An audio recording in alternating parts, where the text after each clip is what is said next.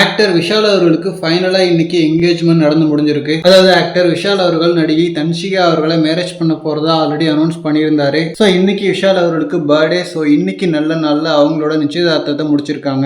இந்த நிச்சயதார்த்த போட்டோஸையுமே விஷால் அவர்களே அபிஷியலா ஷேர் பண்ணி கன்ஃபார்ம் பண்ணியிருக்காரு. அண்ட் இந்த என்கேஜ்மெண்ட்டை ஃபேமிலிக்குள்ள ரொம்ப சிம்பிளா தான் முடிச்சிருக்காங்க. ஐ திங்க் மேரேஜ் பாத்தீங்கன்னா கிராண்டா நடக்கும்னு நினைக்கிறேன். ஸோ நடிகர் சங்கம் பில்டிங் கட்டினதுக்கு அப்புறம் தான் என்னோட கல்யாணம் அப்படின்னு மாதிரி சொல்லிட்டு இருந்தார் விஷால் அவர்கள். ஸோ ஃபைனலா இப்போ என்கேஜ்மெண்ட் நடந்திருக்கு. அண்ட் அதுவும் மதகஜ ராஜா அப்படின்னு சொல்லிட்டு ஒரு வெற்றி படத்தை கொடுத்துட்டு என்கேஜ்மெண்ட் பண்ணியிருக்காரு. அதுவும் 12 வருஷமா ரிலீஸ் ஆகாம இருந்த ஒரு படம் வெளியாகி ஹிட் ஆச்சு. அண்ட் நடுவில் வேற அவருக்கு உடல்நிலை சரியில்லை அப்படின்னு மாதிரி ஒரு விஷயம் மிகப்பெரிய ட்ரெண்ட் ஆச்சு. பட் இப்போ திரும்பவும் ஃபைனலா படங்கள் பண்ணவும் ஆரம்பிச்சிட்டாரு. அண்ட் என்கேஜ்மெண்ட்டும் நடந்திருக்கு. ஈட்டி படத்தை இயக்குனர் ரவி அரசு அவர்கள் தான் இந்த ஒரு படத்தை இயக்கிட்டு இருக்காரு. இந்த படத்துக்கான டிஃபரெண்டான ஃபர்ஸ்ட் லுக் கூட ரீசெண்டா வெளியாச்சு. அண்ட் சில வருஷங்களுக்கு முன்னாடி நிறைய வெற்றி படங்கள் கொடுத்துட்டு இருந்தாரு விஷால். பட் நடுவில் நிறைய தோல்வி படங்களா அமைஞ்சு அதுக்கப்புறம் மார்க் ஆண்டனி அண்ட் மதகஜ ராஜான்னு சொல்லிட்டு 2 படங்கள் வெற்றி படங்களா அமைஞ்சிருக்கு. இன்னொரு பக்கம் ஆக்ட்ரஸ் தன்ஷிகா அவர்களும் படங்கள் பண்ணிட்டு தான் இருக்காங்க. தமிழ்ல மிகப்பெரிய வெற்றி படங்கள் அமையலனா கூட தமிழ் அண்ட் தெலுங்குன்னு அவங்களும் பிஸியா தான் இருக்காங்க. மேபி சீக்கிரமே விஷால் அவர்களோட சேர்ந்து ஒரு படம் அவங்க நடிக்கிறதுக்கும் வாய்ப்பு இருக்கு. Okay friends, Vishal and Dhanshika அவர்களுக்கு வாழ்த்துக்கள். அஜித், ஷாலினி, சூர்யா, ஜோதிகா மாதிரி தமிழ் சினிமாவோட ஒரு சக்சஸ்ஃபுல் கப்புலா இருக்கட்டும். தேங்க்யூ.